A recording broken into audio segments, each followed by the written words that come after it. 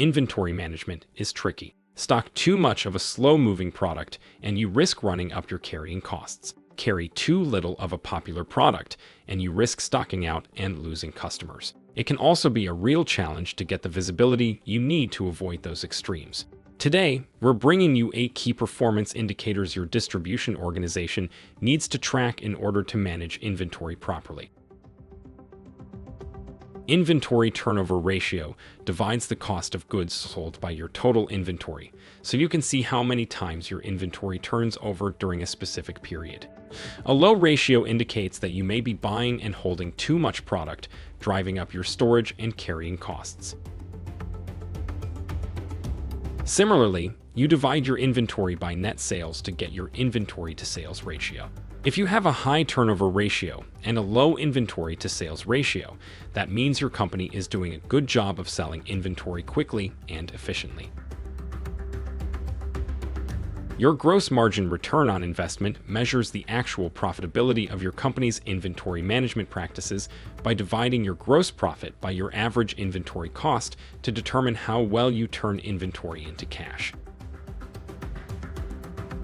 Without accurate records, it's hard to make informed business decisions. Measure your inventory accuracy rate by counting units of a particular product and comparing it to your recorded count. While 100% accuracy rate isn't consistently realistic, a rate slipping down below 97% may be a signal that you need to improve training, warehouse processes, or both. The order fill rate captures your company's ability to meet customer demand with its current inventory. In the past week or month or quarter, what percentage of orders were you able to fulfill right away? If you're far from a 100% order fill rate, you'll need to set realistic goals and build toward them with improved processes.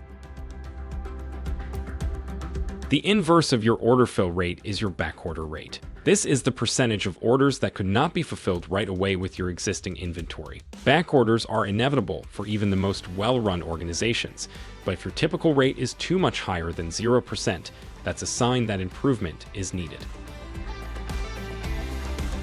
Carrying costs are unavoidable, but if they get out of control, it can be a sign of trouble. When calculating your overall inventory carrying cost, you should factor in capital, freight, storage, labor, insurance, and any obsolete stock you may have. The better you track each individual factor, the easier it will be to pinpoint areas for improvement.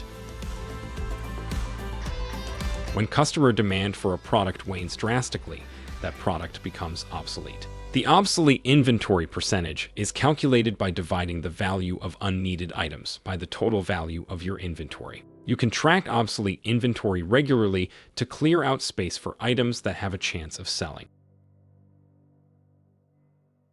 Continuous improvement requires continuous performance tracking. A modern ERP solution like Microsoft Dynamics 365 Business Central can make it simple to track these and other inventory-related KPIs so that you can detect lagging performance before it becomes a bigger and costlier problem.